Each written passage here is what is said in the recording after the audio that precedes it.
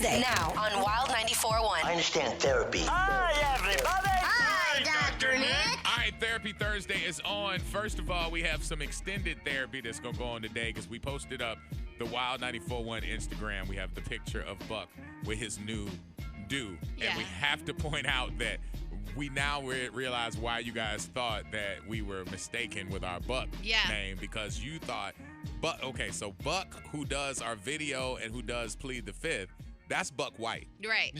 That's White.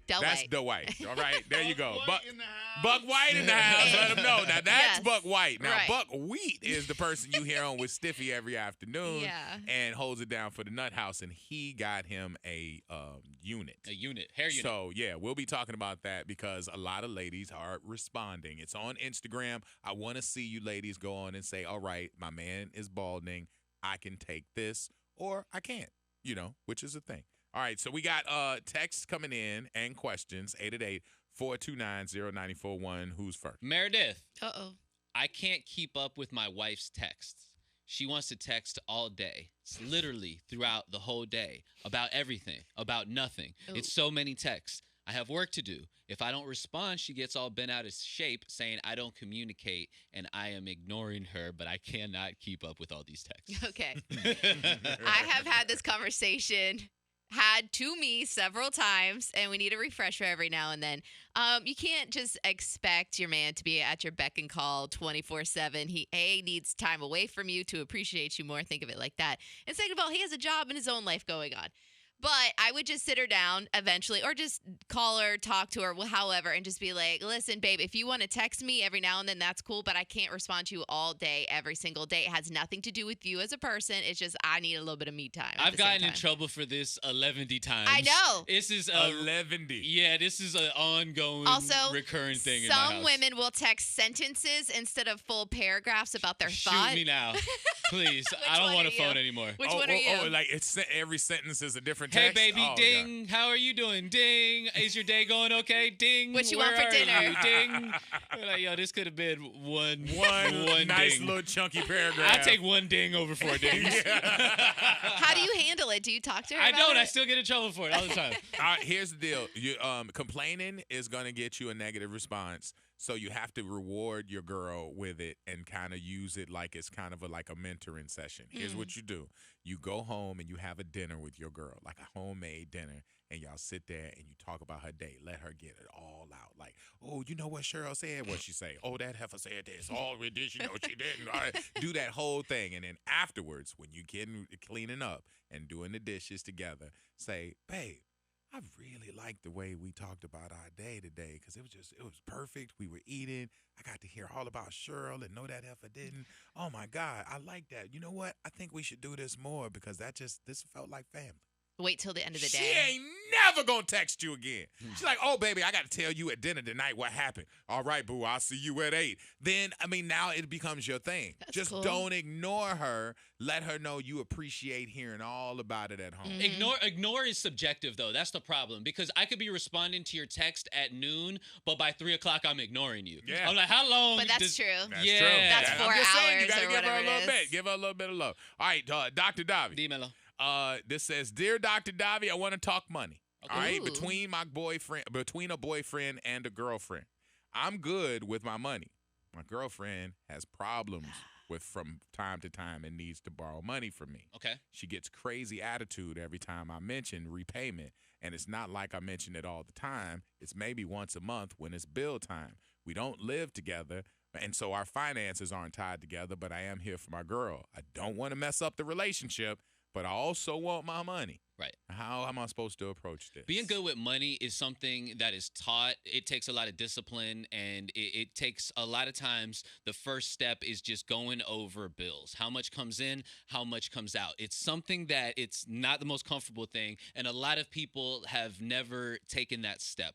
So before you chastise her and all of these other things, I would sit down with her and be like, baby, let me help you because I see that this is an ongoing thing. Somebody helped me, and now let me pass that along to you. The education. And when you sit down and you look at your debit card statements, you can kind of see where that money goes. A lot of times you don't really know. You don't really see that $25 for Uber Eats and going to the gas station, how everything adds up. So I would say it starts with education. Now, if that doesn't work, she has some bad habits that you guys kind of either you help her break them together. But at this point, I would take that first step together and be like, So he go ain't over getting his everything. money back, is what you're saying. You're not getting your money. All right, that's all you had to say. He ain't getting his money back. He want his money, and you Yeah. gave him a long Well, way of he's not saying a you bank. gonna be broke. Right. You don't want to feel like you're with, or somebody's treating you like you're just a bank. Don't You with a bum. loan money that you can't afford to not get back. So when it comes. Don't date a bum chick. Hey, listen, if you borrow money, pay me back. I'll loan you money 100 times if you pay me back 99. But if you But don't be like keeping the money. What the hell is that? But if you're What is you, a dealing hooker? if you're dealing with somebody that's chronically bad with Yeah. money and then you loan them bread, it's kind of your own fault. That's because I love you and I'm giving you enough rope to be a cowboy or to hang yourself. And I love it sounds you. like you hanging yourself. And I love you too, and that's why you're not getting your money back. Hell no! Hell no! I'm not paying $100 for this Salisbury steak. Salisbury steak. Yeah. Just because you made dinner don't With mean the you gravy? got your hand in my You pocket. got the gravy on And it? the mashed better have potatoes. it. If I'm loaning you money, it better have the gravy. And them chunky potatoes. All right, we got more questions up after her. Hold on. Freak Show Wild 94.1 Therapy Thursday, taking your questions. All right, 888-429-0941. Meredith MD, you're Yes. up next. Okay. It says, for Meredith, why when women get in a relationship, they are porn stars? Hey. As the relationship goes on, the headaches pop up, the you're tired and the not in the mood pops up, and the famous line, oh, I'm not going to be some just jump off. Why do you guys do that? Because the sex life is boring now, and I see you all day, every day, and it's not as exciting and new as it once was. Now, that being said, it doesn't mean we can't bring it on back or spice it up a little bit more. I would suggest not doing it in the bedroom anymore. What happened to the kitchen? What happened to the bathroom? What happened to, go into a hotel room to spice things up? What about role play? What about putting something on the TV? There's other things to really inspire your sex life. It's always fun in the beginning. The honeymoon phase is a honeymoon phase for a reason. The first year to maybe 2 years is like the most exciting time because you don't really know the person, you get to know. Remember when you used to talk all night long, you didn't want to go to bed?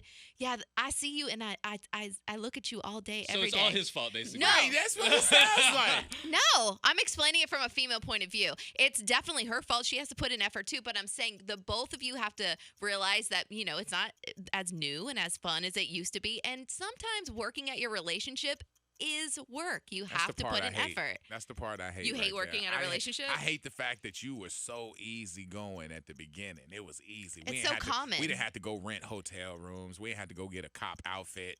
We didn't have to go get all this other stuff. It was just like, oh, it's a day that ends in Y.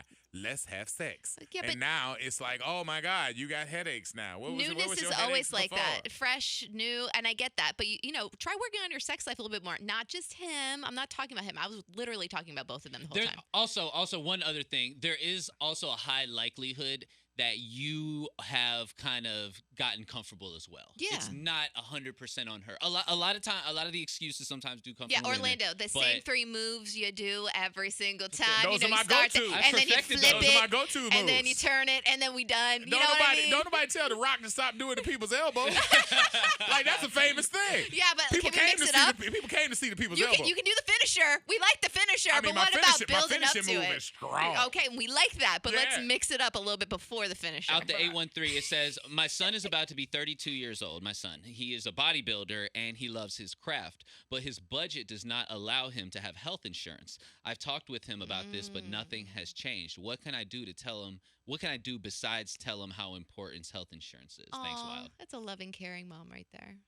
I don't think that anything's going to change. I don't think there's anything you can It's tell him. expensive. He's 32, so he's had enough time to think about he's this. aware. And if COVID didn't open your eyes to how important insurance is, and having that talk with everybody had that kind of talk with themselves. What happens if I get sick? If getting insurance wasn't part of the plan, then I don't think it will be. And he's a bodybuilder? He's a bodybuilder. I have an option. The only thing I can necessarily think of right now is maybe joining a gym, said gym as an example, LA Fitness or Esporta, which offers health insurance and all that stuff, and working there full time. And that way you can do your bodybuilding on the side. That way you have health insurance. You're still doing what you love and training people, and then you're fully insured. But then also if you want to do bodybuilding and stuff on the side and make some extra money, you can. Okay, that works out. All right. Well, damn. Orlando and the Freak Show. Therapy Thursday is a wrap. All right, we coming back with more. Don't move.